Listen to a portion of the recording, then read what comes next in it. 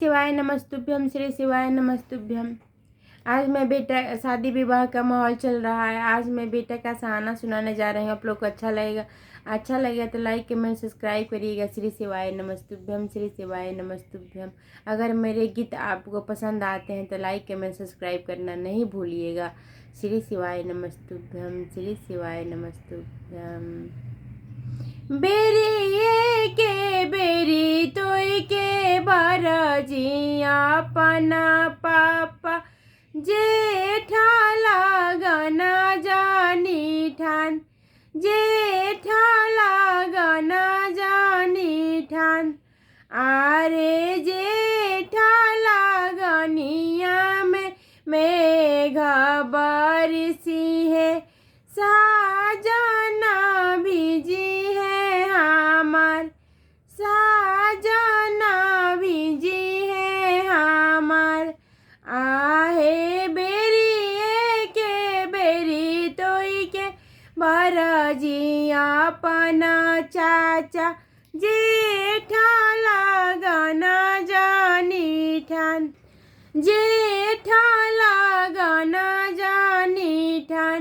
आहे जेठा लागनिया में मेघ बरसी है, साजना भिजी है हमार, साजना भिजी है हमार। आहे बेरी के बेरी तोई के बरजिया पना भैया जेठा लागना जानी ठान, जेठा लागना जानी ठान।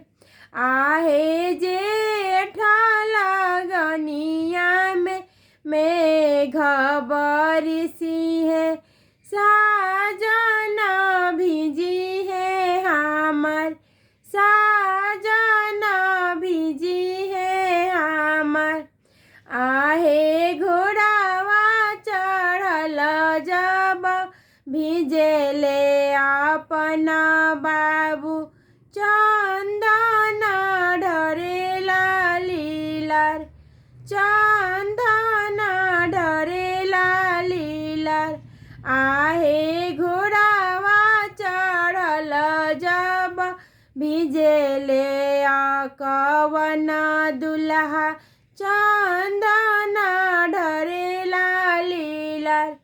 आहे करावा भीतर जब भिजेली कवना शुभवा, सिंदूरा ढरेला लीलार, सिंदूरा ढरेला लीलार।